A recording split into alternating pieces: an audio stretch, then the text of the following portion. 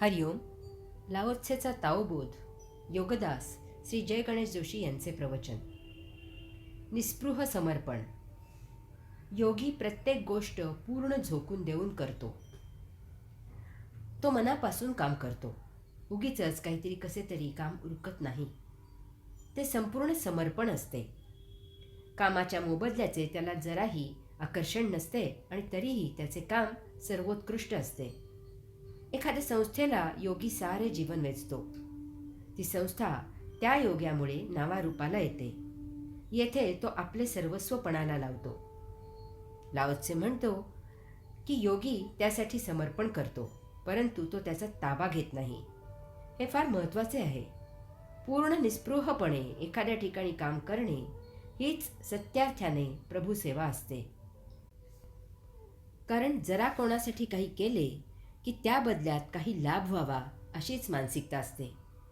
जग दिल्या घेतल्याचे आहे. काही दिले की काही मिळावे अशी अपेक्षा असते.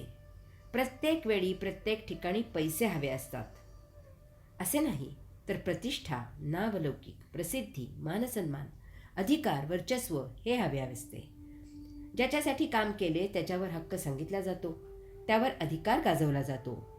अशा प्रकारे जेथे काम केले तेथे अधिकार गाजवला की त्या संस्थेचे स्वातंत्र्य हिरावले जाते. असे लोक त्यांच्या कल्पना, त्यांचे विचार त्या संस्थेवर लादायला सुरुवात करतात. त्यांची मनमानी सुरू होते. कारण काय, तर मी या संस्थेसाठी काहीतरी केले आहे. अनेक वेळेला या संस्थेच्या चालकांना असे होते की भीक नको पण कुत्र्यावर. तेथील व्यवस्थापनाला वेठीला धरले जाते. अशा वेळी अधिकार गाजवण्यात शत्रुत्व येते. कारण खटके उडतात, वाद होतात, भांडणे होतात, दुही निर्माण होते. एक चांगली चाललेली संस्था बंद होण्याच्या मार्गी लागते.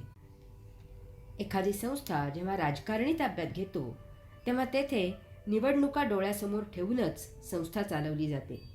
राजकारणी पक्ष संस्था ताब्यात ठेवण्याचा चंग बांधतात. त्या संस्थेचा मूळ उद्देश दूर होतो. तेथे राजकारणाचा अड्डा तयार होतो.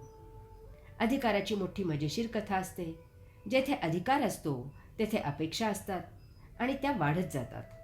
तेथे आनंद लुप्त होतो आणि फक्त वृक्ष व्यवहार उरतो. स्वपत्नीने पंचपक्वान्ने करून घातली तरी त्यात काही वाटत नाही. त्यात काय झालं एवढे असा भाव असतो. परंतु शेजारून काही पदार्थ दिला गेला तर त्याचे कौतुक फार असते. नवऱ्याने पाडव्याला काही दिले तर फार काही नसते, परंतु मानलेल्या भावाने भाऊबीजेची साधी साडी दिली तर त्याचे फार कौतुक असते. अधिकार गाजवायला मिळाला तर त्याचा आनंद होत नाही, कारण त्या अपेक्षितच असते. परंतु काही कारणाने अधिकार गाजवायला मिळाला नाही तर त्याचे दुःख मात्र भरपूर होते. याचा अर्थ काय, तर अधिकार मिळाला तरी आनंद नाही आणि नाही मिळाला तरीही आनंद नाही. योगी समर्पण करतो आणि तरीही ताबा, अधिकार गाजवत नाही. त्यामुळे तो दुहेरी आनंदी असतो. सेवाभाव भाग 1. कोणी कोणासाठी काही केले की त्या करणाऱ्याचे आभार मानले जातात. मग तो करणारा अहो त्यात काय एवढे, ते करणे हे माझे कामच होते असे काहीतरी बोलतो. बहुतेक वेळेला या अशा बोलण्यात एक औपचारिकपणा असतो. मनातून आपल्या केलेल्या कामाचे तोंड भरून कौतुक व्हावे, आभार मानले जावेत, सत्कार केला जावा अशीच अपेक्षा असते. परंतु यामध्ये फार थोडे लोक असे असतात की ते काम करतात आणि काम झाले की तेथून निघून जातात. ज्याचे काम झालेले असते तो ते काम करणाऱ्याला शोधायला लागतो. तर हे तेथून केव्हाच निघून गेलेले असतात. त्यांना प्रसिद्धी नको असते, कारण त्यांनी ते काम पूर्ण निरीच्छतेने, निरपेक्षपणे केलेले असते. काम करताना काम करणे हा भावही नसतो. समोर दिसले, केले, काम झाले, मग तेथे थांबायचे कशाला, गेले निघून.